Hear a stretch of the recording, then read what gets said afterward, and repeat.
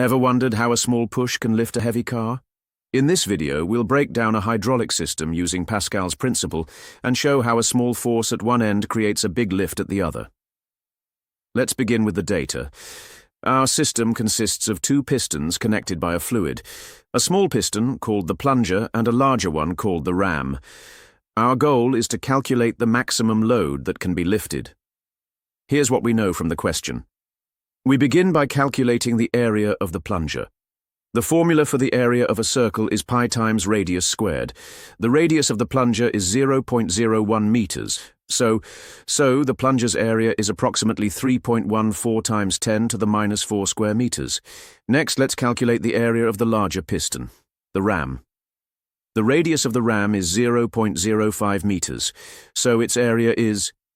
That gives us an area of about 7.85 times 10 to the minus 3 square meters. According to Pascal's principle, pressure is equal throughout the fluid.